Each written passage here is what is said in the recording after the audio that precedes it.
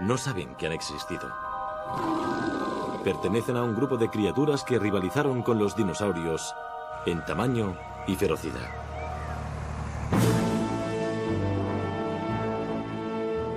Ahora, paseando con las bestias, ha vuelto a dar vida a esas criaturas. Y en este programa revelaremos la increíble historia de cómo llegaron a dominar la Tierra. Son los mamíferos.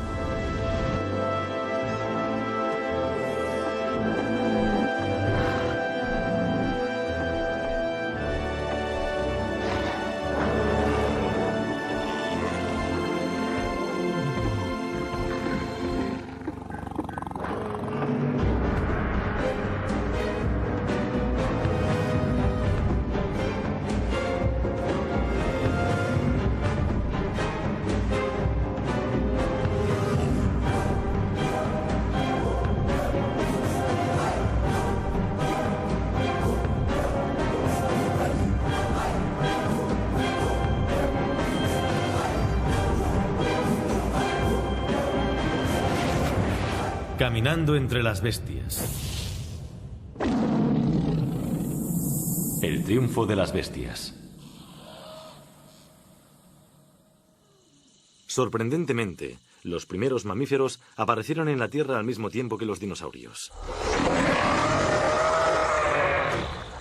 Pero los dinosaurios tomaron el mando rápidamente, y durante 160 millones de años de reinado, los mamíferos causaron poca impresión.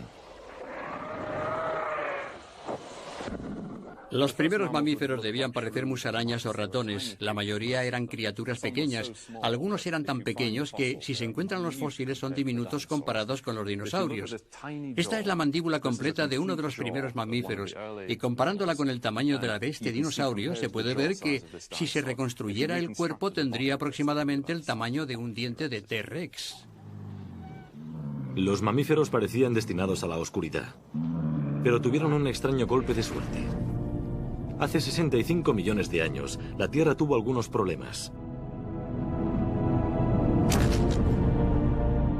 Fue el fin de los dinosaurios.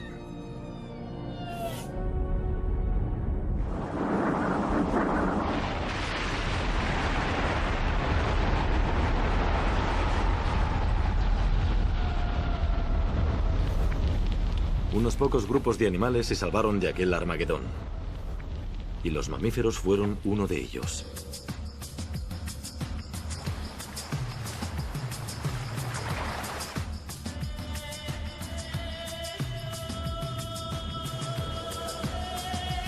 Ahora el mundo está dominado por una magnífica variedad de mamíferos.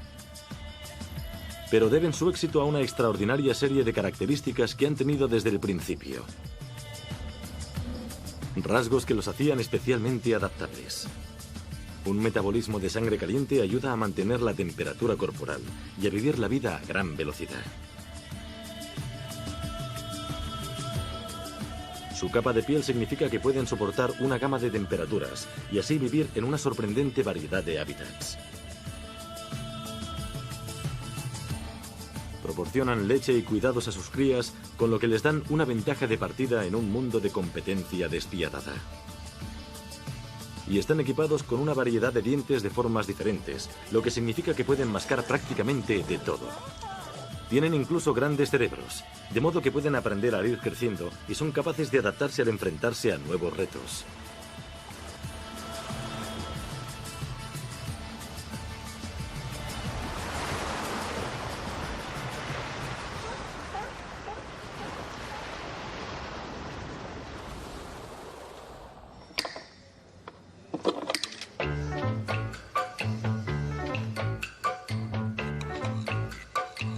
Para recrear esta extraordinaria historia de evolución, Paseando con las bestias reunió a científicos y artistas de efectos especiales. En cada fase, los escultores y maquetistas se basaban en estudios de los fósiles para poner carne sobre los huesos desnudos. Incluso siguieron los consejos de los expertos para saber dónde llevar a sus animales a comer y beber.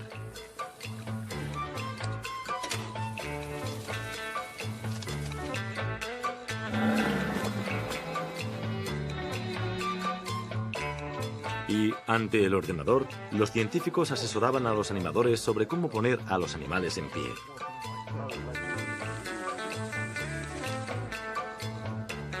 Quizá el reto mayor sea intentar deducir su comportamiento, especialmente porque todo lo que queda de aquellas criaturas son unos cuantos huesos y dientes.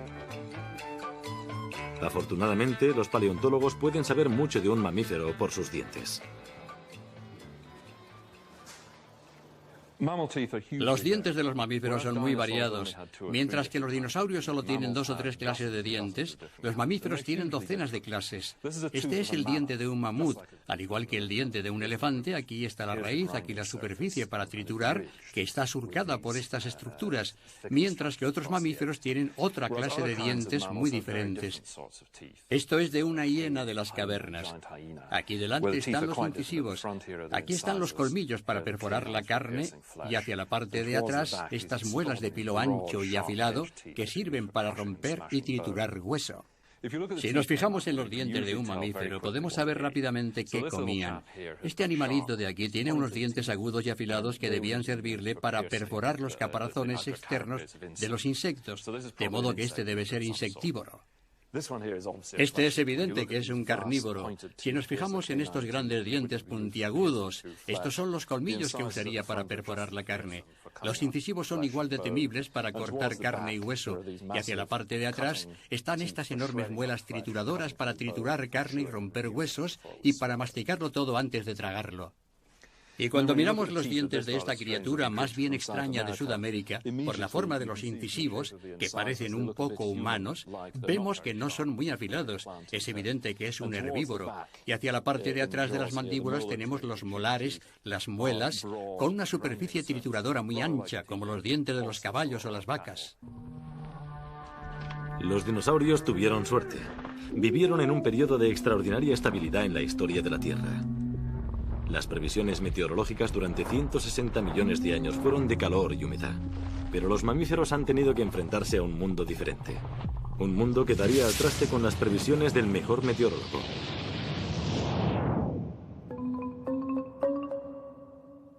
Este lugar imprevisible vio enormes fluctuaciones en el clima.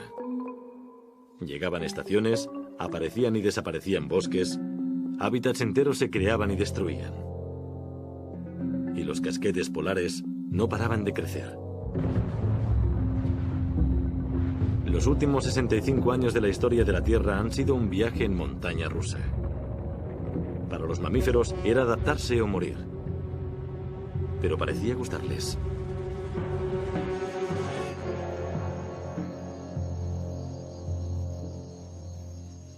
Su primera prueba, una vez la Tierra se recuperó de la gran extinción, fue adaptarse a un mundo cubierto completamente por bosques tropicales. Justo al sur de Frankfurt, en Alemania, hay un espectacular yacimiento de fósiles con evidencias de lo diferente que era el mundo hace 49 millones de años.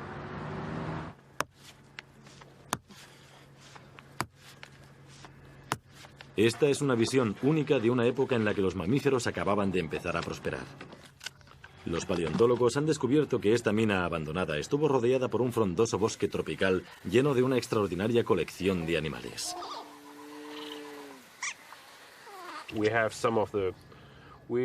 Tenemos algunos de los animales más extraños que conozco de toda la historia de los mamíferos. Caballos extremadamente pequeños, de unos 30 centímetros de altura. Aves depredadoras extremadamente grandes, de 2 metros de altura.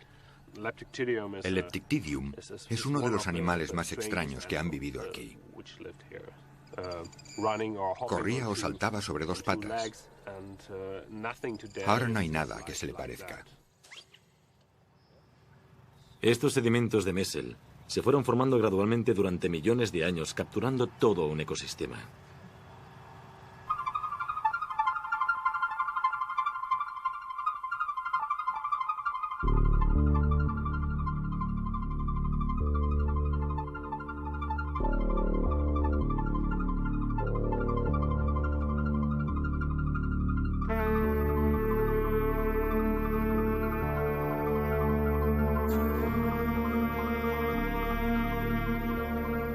El detalle de estos fósiles es exquisito. En algunos, todavía es visible el contorno de la piel alrededor de todo el cuerpo.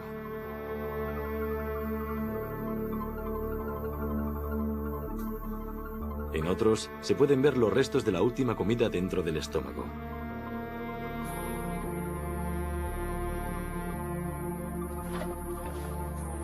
Las rocas han revelado una extraordinaria explosión de diversidad. Casi todos los grupos de mamíferos modernos pueden encontrar sus primeros antepasados hasta esta época.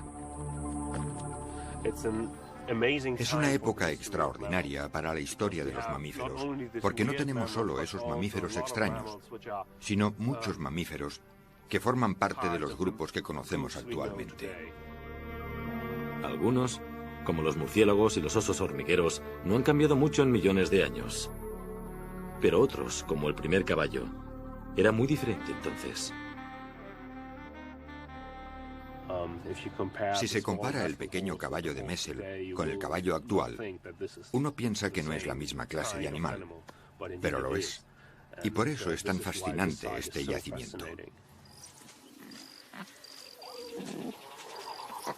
Aunque tenía aproximadamente el tamaño de un gato, este Propaleotherium es el predecesor de los caballos modernos. Tiene los mismos rasgos, pero en miniatura. Aunque en lugar de una pezuña, tiene varios dedos como pezuñas. Bien, corta ahí.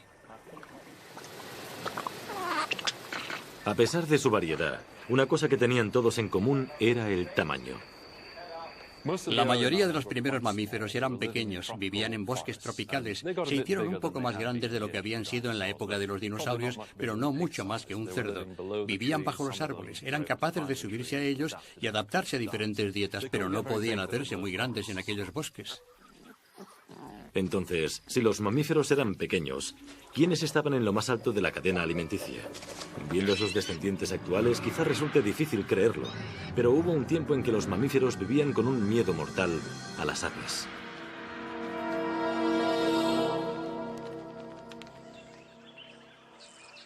No hay que subestimar nunca la potencia de un pico.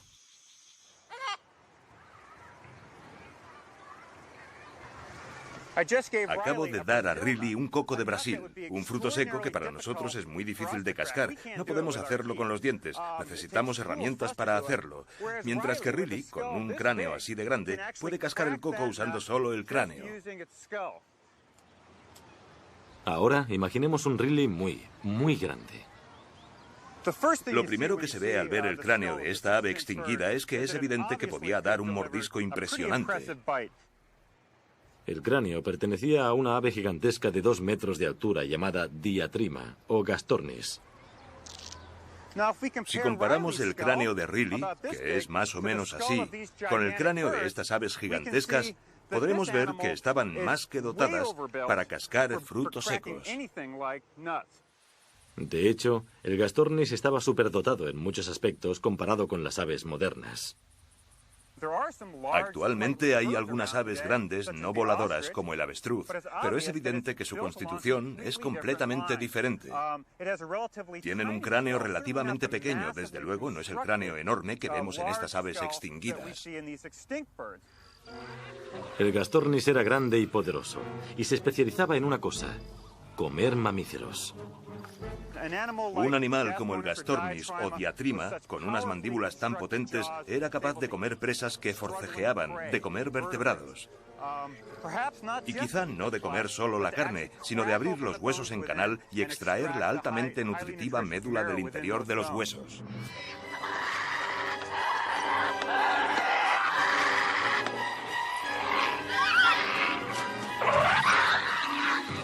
El Gastornis recordaba vagamente algo que había existido antes.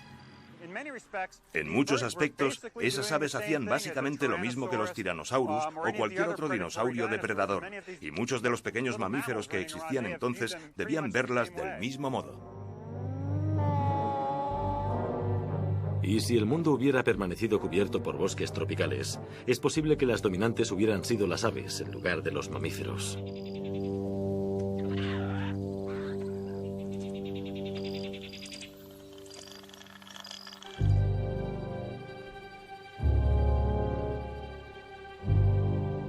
Pero mientras las aves depredadoras dominaban en tierra, algunos mamíferos se escaparon al lugar más improbable para una criatura peluda de 4 patas: el agua.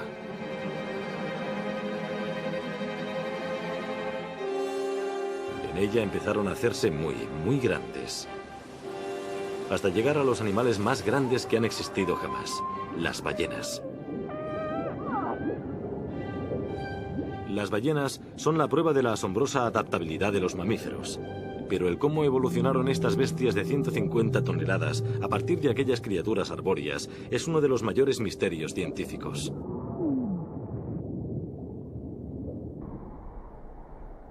Durante más de un siglo, los científicos han recorrido la Tierra en busca de fósiles de los antepasados originales de las ballenas en tierra. En los años 20, un intrépido americano llamado Roy Chapman Andrews dirigió una enorme expedición a Mongolia para descubrir fósiles. Uno de sus hallazgos más espectaculares fue el cráneo de un gran carnívoro ungulado.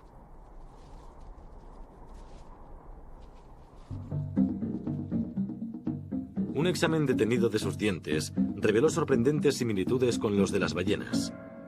Resultó ser un pariente lejano.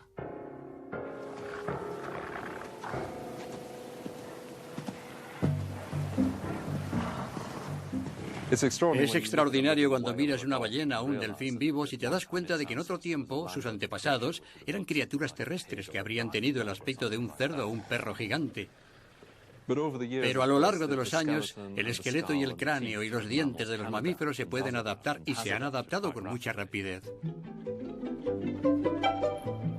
Nadie sabe qué empujó a los carnívoros ungulados a lanzarse al agua y eventualmente convertirse en nadadores.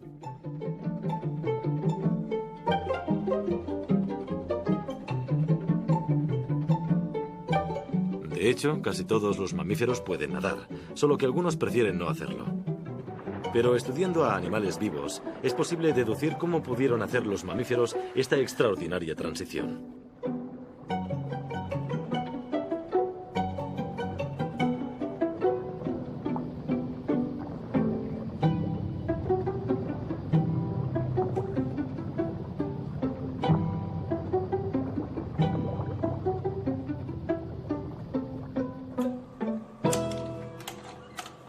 Y casualmente el experto mundial en mamíferos nadadores es el Dr. Frank Fish, pez, quien cree que ha descubierto cómo un antiguo habitante de la Tierra pudo convertirse en un experto nadador. Si nos fijamos en la forma de nadar del perro, lo que vemos es que bracea con las 4 extremidades de manera alterna. Pero lo que representa en realidad es una especie de trote que hace el animal mientras está en el agua.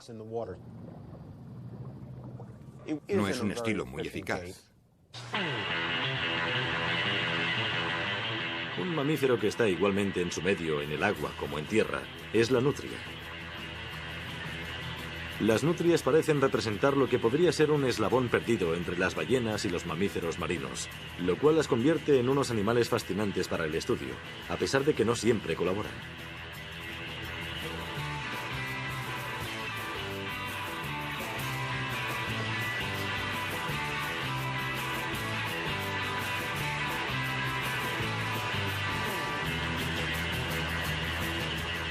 El Dr. Fish está intentando grabar su especial movimiento de natación con una cámara lenta especial.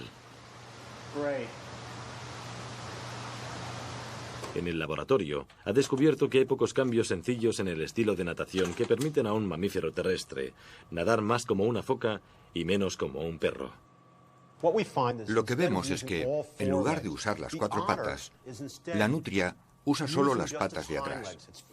Pega las patas delanteras al cuerpo y mueve las de atrás simultáneamente. Las nutrias no se limitan a correr en el agua. Usan las patas traseras a la vez, de modo que actúan como un remo y les permite flexionar la columna hacia arriba y abajo, lo que las empuja hacia adelante. Es un estilo mucho más eficaz.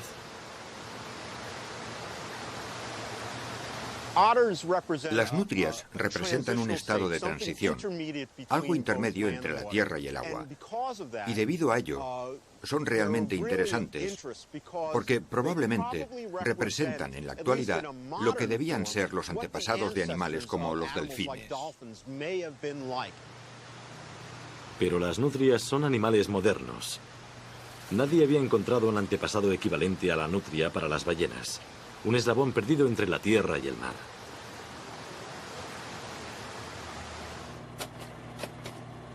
Entonces, en 1992, en una remota excavación de Pakistán, los paleontólogos descubrieron un extraordinario conjunto de huesos. Parecían formar una criatura compuesta por una variedad de partes y que podría vivir en tierra y en el agua. Su descubrimiento fue un triunfo para los científicos. Era el esquivo eslabón perdido.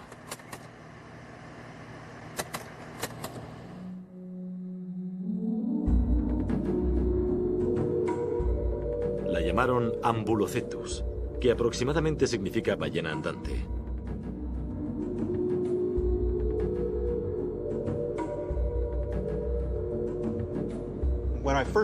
Cuando vi un esqueleto de Ambulocetus, los huesos eran robustos. Recordaban los de animales acuáticos, como las nutrias.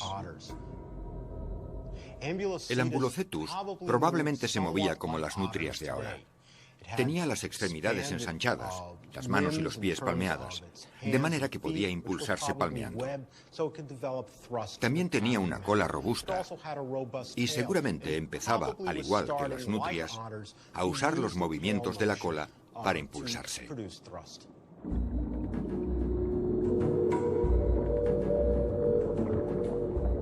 El Ambulocetus era una criatura totalmente nueva para la ciencia, y el trabajo del Dr. Fish ayudó al equipo de Paseando con las Bestias a hacer que se moviera en tierra y en el agua. Pero el Ambulocetus no era el fin del cuento de las ballenas. Al fin y al cabo, era un animal todavía atado a la tierra. No explicaba cómo se habían hecho las ballenas más grandes y auténticamente acuáticas. Ese era el siguiente paso de la historia.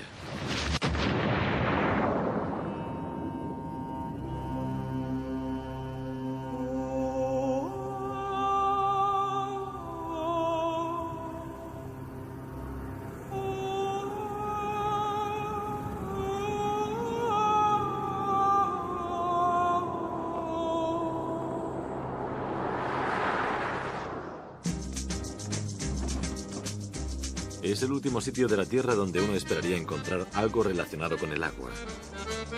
Pero aquí, en el desierto del Sáhara, hay evidencias de que algunas criaturas subacuáticas vivieron en otro tiempo.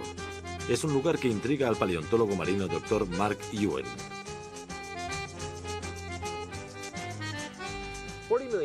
Hace 40 millones de años, toda esta zona estaba cubierta por un vasto océano que llamamos el Mar de Tetis. Se extendía desde el Atlántico Norte por el Mediterráneo y cubría gran parte del norte de África y de la India. Y el agua habría llegado hasta aquí, cubriendo no solo los valles, sino también los picos más altos. Y todas las capas que se ven aquí antes eran el fondo del océano. Se ven evidencias de eso por todas partes. Aquí hay una concha de ostra. Aquí, un caracol. Y he encontrado incluso un diente de tiburón. Son cosas que uno no espera encontrar en el desierto.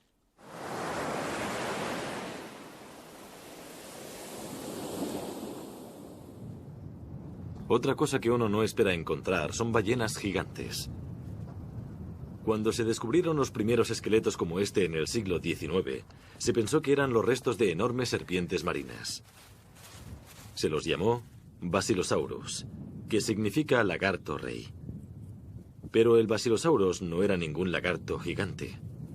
Tiene una boca llena de inconfundibles dientes de mamífero. Esto es el morro del animal y esto es el paladar. Estos son los incisivos, los dientes de delante, estos y estos. Y siguiendo hacia atrás, vemos que los dientes tienen dos raíces. Vemos dos aquí y dos aquí. El Basilosaurus en realidad tiene muy pocos dientes comparados con los de las ballenas modernas y el número de dientes es mucho más parecido al de los mamíferos primitivos, que usaban los dientes anteriores para agarrar a la presa y los posteriores para masticar la comida, al contrario que las ballenas modernas que se tragan la comida entera. A esta zona de Egipto se le puso el nombre de Valle de las Ballenas, porque el suelo del desierto está lleno de restos de Basilosaurus.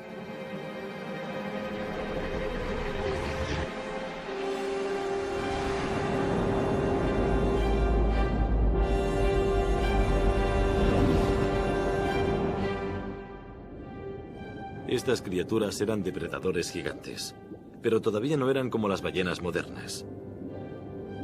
Sus cuerpos eran largos y parecidos a los de las serpientes, y tenían aún características primitivas que las relacionaban con sus antepasados terrestres.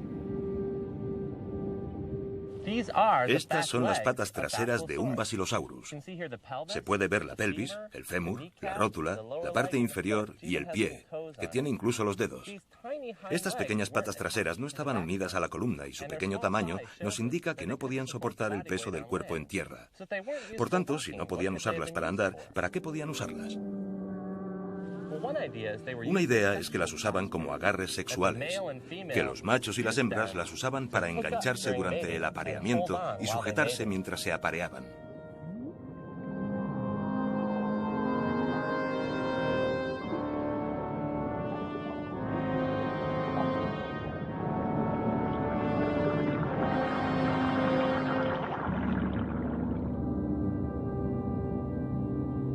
Con 18 metros de longitud, el Basilosaurus era probablemente el animal más grande de la Tierra en aquella época.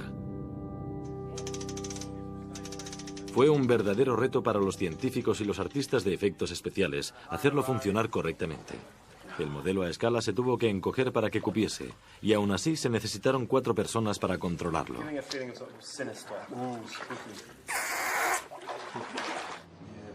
Idear cómo conseguir que un animal extinguido nadase fue una combinación de habilidad artística y asesoramiento científico. Me gustaría ver esos puntos. Ah, ya sabes cómo son. Sí. Me gustaría ver si las junturas aguantarán. Los puntos han desaparecido por completo. Destruidos. Me gustaría ver una nutria, por ejemplo. Ahora, por fin se puede contar la historia de cómo los carnívoros ungulados desarrollaron pies palmeados y empezaron a andar. Con el tiempo las columnas se flexibilizaron, las patas se empequeñecieron y las colas se convirtieron en aletas. El misterio de cómo habían conquistado el agua un grupo de mamíferos quedaba resuelto.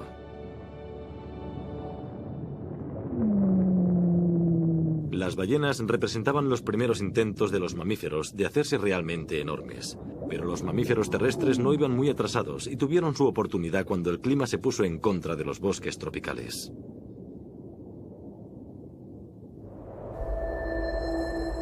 La vida en la Tierra quedó bajo la influencia de un continente, la Antártida. Durante millones de años, los otros continentes se fueron alejando dejándola aislada sobre el Polo Sur. El continente se fue enfriando cada vez más, hasta que se formó un casquete polar permanente. Ello provocó un cambio en el clima de la Tierra. Supuso un descenso en la cantidad de lluvia global. Los bosques tropicales se contrajeron dejando lugar a nuevos hábitats. Había muchos cambios a la vez. El clima estaba cambiando en todo el mundo, se volvían más fríos y el cambio del clima supuso el inicio de la retirada de los bosques. Los animales salían de los bosques e iban a las llanuras. Todos aquellos cambios favorecían a los mamíferos terrestres. Las aves perdieron su puesto en lo alto de la cadena alimenticia y los mamíferos aprovecharon la oportunidad para salir a campo abierto. Aquello dio una gran ventaja a los animales grandes, porque si estás en un llano fuera del bosque, fuera de la protección, si eres grande te escaparás de la depredación. Puedes correr más rápido y huir de los depredadores.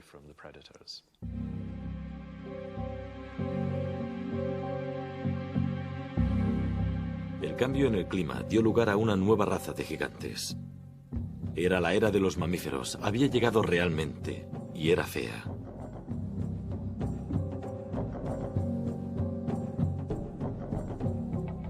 Esto es un entelodonte. No es algo que a uno le guste encontrarse ni en una pesadilla, a menos que sea un paleontólogo, como el Dr. Scott Foss. A menudo me he preguntado cómo sería un encuentro con un entelodonte. Siempre he imaginado que serían criaturas con mucho carácter que entrarían en una sala y dirían, estoy aquí. Nadie discutiría con esa boca llena de armas. La boca del entelodonte es realmente increíble. Y sabemos por estos enormes músculos de aquí, que tiraban de la mandíbula, que estos animales tenían un mordisco muy fuerte y potente, que podían agarrar las cosas, retorcerlas y arrancarlas. Yo diría que las palabras serían pulverizar, romper, aplastar, machacar, moler, coger cosas y arrastrarlas, y retorcerlas, y arrancarlas. Eran carroñeros, comían de todo, podían hacer todo lo que quisieran. Pero incluso las criaturas más grandes y feroces tienen sus enemigos. Observando cráneos de entelodontes, encontramos marcas de mordeduras, a veces al lado de la cara, aquí. Las encontramos aquí, en la frente, y a veces encontramos marcas de mordiscos incluso en el paladar. Imaginémonos eso, marcas de mordiscos en estas criaturas. ¿Qué criatura podía hacer eso? ¿Qué criatura podía rodear a un entelodonte con sus mandíbulas? Otro entelodonte.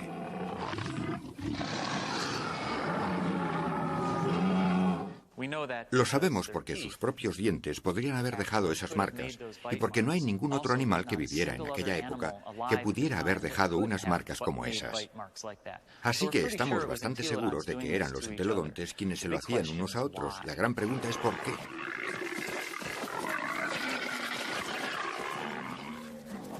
Bueno, actualmente los animales luchan contra otros animales de la misma especie, principalmente en la competición por el apareamiento o por el territorio. Es probablemente una forma de competición muy dolorosa.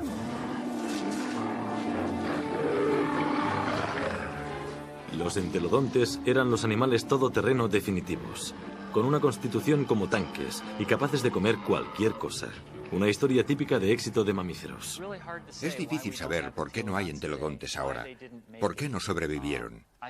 Sospecho que si se soltasen entelodontes en Norteamérica ahora, les iría muy bien. Son omnívoros. Se comerían cualquier cosa que tuvieran delante. Imagino que les gustaría especialmente, no sé, las patatas fritas, las salchichas y cosas así. Probablemente les iría muy bien. Hasta que llegasen a una zona poblada y entonces sería el fin. No creo que hubiera sitio para las personas y un entelodonte en algunos barrios suburbanos.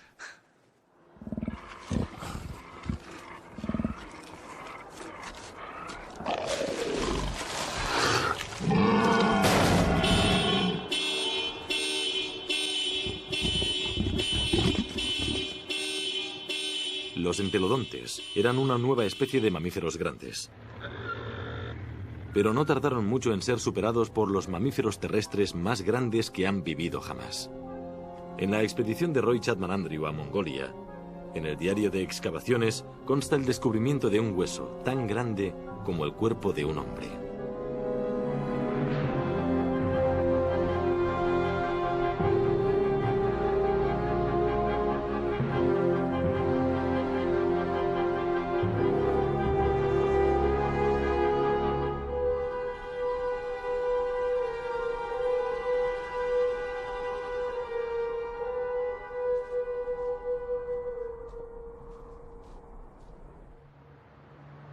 Algunos de aquellos huesos enormes llegaron al Museo de Historia Natural de Londres.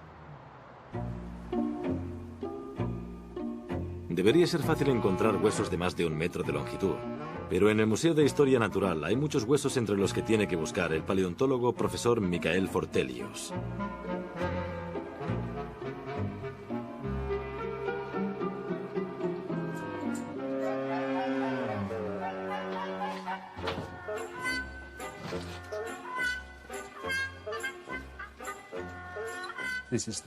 Este hueso es de un animal muy grande.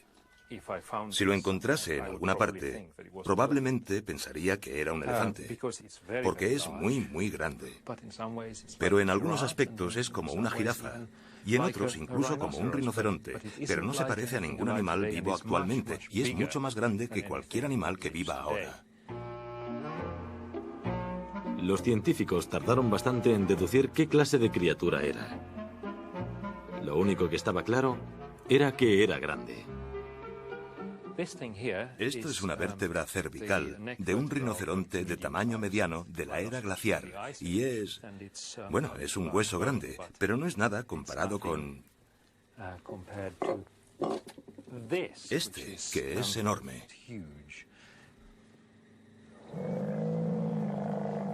Habían encontrado una clase de rinoceronte antiguo llamado Indricotero.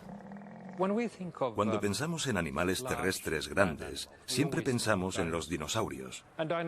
Y los dinosaurios son los animales terrestres más grandes que conocemos. Pero algunos mamíferos terrestres también eran muy grandes, como este Indricotero. Tiene 7 u 8 metros de altura, más o menos lo mismo de largo, y podía pesar quizá hasta 15 toneladas. Y, como se puede ver, yo no llego ni a lo alto de sus patas.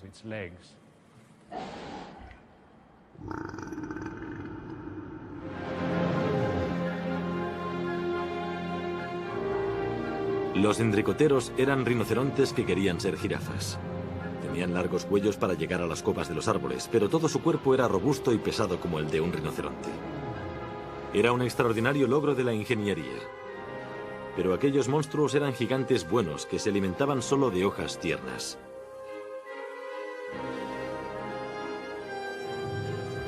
Pero el indricotero necesitaba muchas hojas.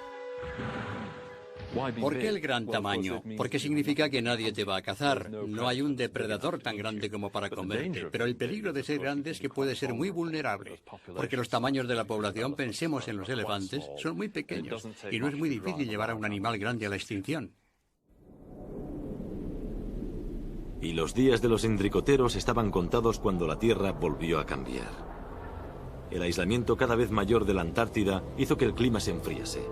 Al extenderse el hielo en el Polo Sur, las pautas meteorológicas cambiaron y se establecieron nuevos extremos estacionales de sequía y diluvio.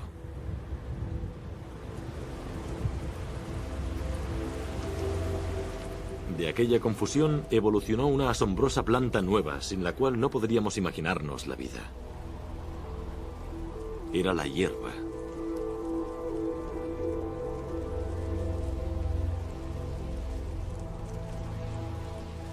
La gente piensa que la hierba siempre ha estado en la tierra. Incluso se ven imágenes de dinosaurios paseando por campos de hierba, pero es imposible. Las primeras hierbas aparecen en los registros fósiles hace unos 30 o 40 millones de años, y cuando aparecieron lo invadieron todo. Hubo un cambio en el clima que se volvió más seco. Los centros de los continentes se convirtieron en grandes sabanas, y a medida que éstas crecían, los campos de hierba se extendían. Los bosques, que habían sido el primer hogar de los mamíferos, desaparecieron. Los mamíferos tuvieron que adaptarse, bajaron de los árboles, se hicieron más grandes, con patas más largas, pezuñas, capaces de correr más rápido, y sus dientes tuvieron que adaptarse. Muchos de los animales que se alimentaban de hojas entraron en declive. En su lugar llegó una nueva clase de mamíferos, los herbívoros. Pero es sorprendentemente difícil vivir a base de hierba. Afortunadamente, los mamíferos tenían la respuesta. Desarrollaron una batería de dientes, estómagos complejos y patas largas para seguir a la hierba donde quiera que brotase. Pero donde había carne con pezuñas, los depredadores la seguían rápidamente. La competencia por la supervivencia trajo consigo a algunos de los animales más mortales de la Tierra.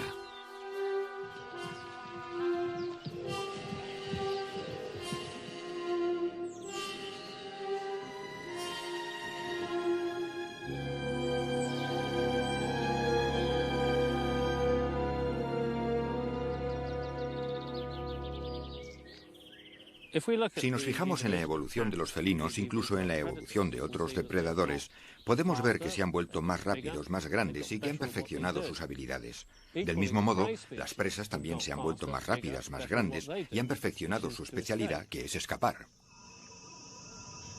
Es lo que se podría llamar una carrera evolutiva entre los dos. Las presas quieren escapar, los depredadores quieren cazarlas, y a lo largo del tiempo ha habido una tendencia a hacerlo lo mejor posible para llegar a la solución óptima. La familia de los felinos son los depredadores más desarrollados. Ningún otro mamífero es un cazador tan bien sincronizado. ¿Qué convierte a un felino en un mecanismo de matar tan eficiente?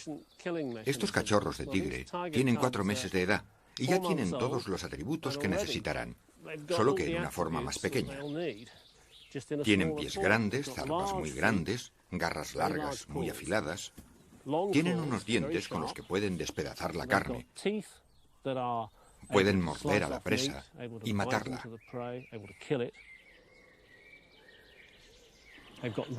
Tienen unos bigotes que les dicen exactamente dónde está la presa, de modo que pueden morder con precisión. Son fuertes, tienen buenos músculos y movimientos rápidos. Y todo ello se combina para formar un animal que está realmente muy bien equipado para lo que necesita hacer. Un tigre siberiano adulto puede pesar hasta 300 kilogramos. Y es el felino más grande que existe. Pero comparado con algunos de sus antepasados, parecería un gatito. Hubo una criatura que se extinguió hace solo unos miles de años, que tenía las armas más letales que cualquier carnívoro. Se llamaba Esmilodonte, el legendario gato de dientes de sable, con dientes de 20 centímetros de longitud. Aunque los sables eran el rasgo más llamativo del Esmilodonte, era todo el conjunto lo que le convertía en una máquina de matar tan letal.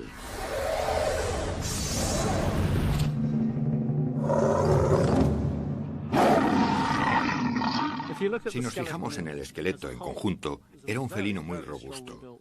Los cuartos delanteros especialmente, las patas delanteras, los hombros, el cuello, son extremadamente robustos. Como muchos felinos actuales, probablemente era rápido en las distancias cortas. Era un depredador de emboscada, capaz de saltar desde su escondite, usar la velocidad para cubrir la distancia rápidamente y luego usar su gran fuerza para atrapar a la presa y derribarla.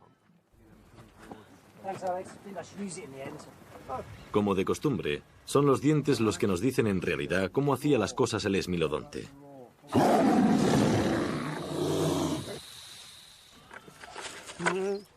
Si miramos el cráneo de un esmilodonte, los ojos se nos van inmediatamente a los dientes de sable.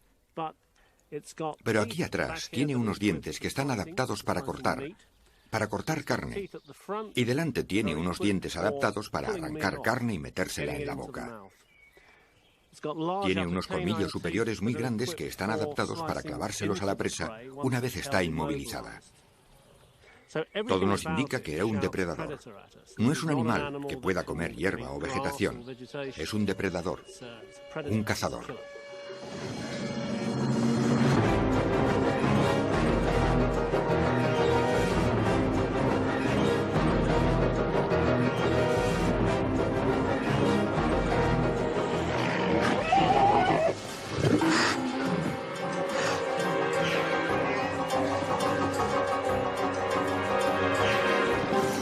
Los gigantescos caninos servían para una finalidad terrible: para clavárselos a la presa en el cuello y desgarrarle la garganta de un mordisco.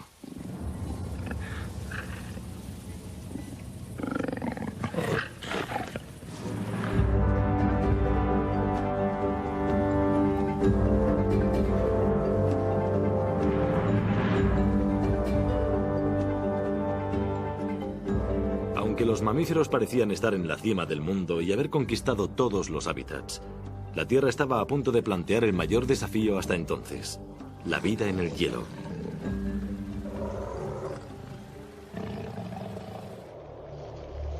Los dos polos de la Tierra empezaron a congelarse hace 2,5 millones de años. Las eras glaciales habían empezado. Las capas de hielo se extendieron más allá del círculo ártico y cubrieron la mayor parte del hemisferio norte, transformando toda la vida animal y vegetal.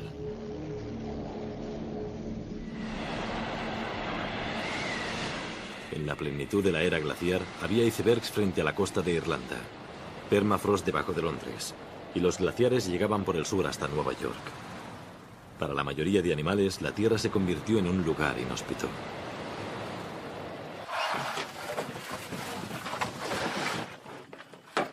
Pero algunos mamíferos se adaptaron al frío. Europa, Norteamérica y Siberia se llenaron de algunos de los animales más espectaculares que ha visto el mundo jamás. Gigantes exóticos de los trópicos evolucionaron para adaptarse a las condiciones del norte.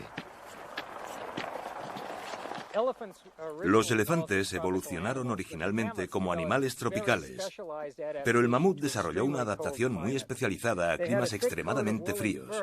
Tenían una gruesa capa de piel, tenían orejas pequeñas para no perder calor a través de ellas, tenían una gruesa capa de grasa subcutánea, patas traseras cortas para no perder calor.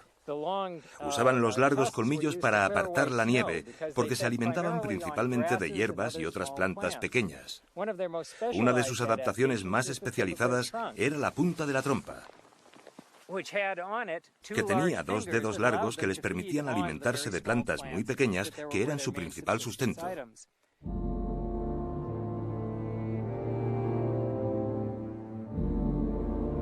Todas estas magníficas criaturas han vivido hasta tan recientemente que en lugar de encontrar simplemente sus huesos, hay restos de su piel y su pelo conservados en el hielo.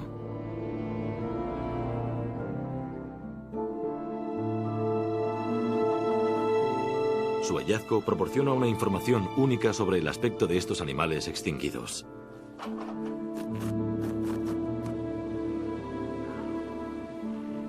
A veces es posible recrear incluso hechos concretos de sus vidas.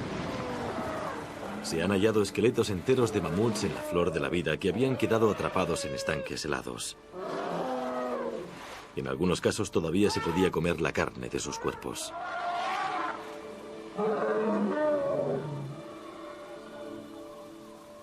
Las condiciones de era glaciar eran de las más duras que se puedan imaginar. Pero los mamíferos eran bastante duros para enfrentarse a aquel reto. Su piel característica y su variedad de dientes les servían para estar calientes y bien alimentados.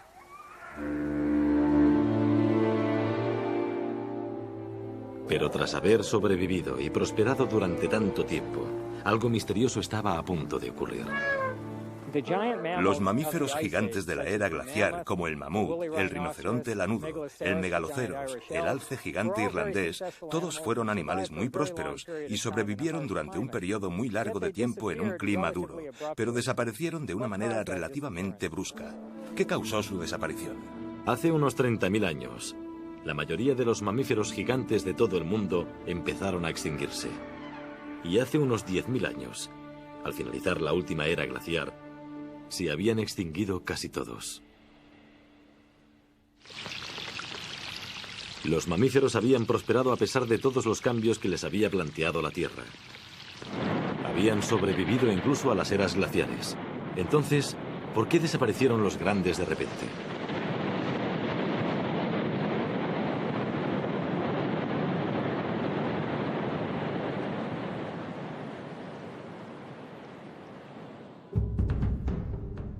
Hay un grupo de animales de los que no hemos hablado.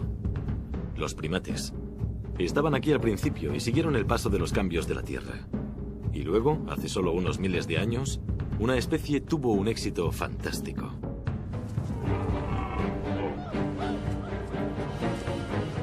¿Es posible que los humanos tuvieran algo que ver en aquella catástrofe? Descubran si nosotros eliminamos a los gigantes de la era glaciar en el próximo programa. Las bestias interiores.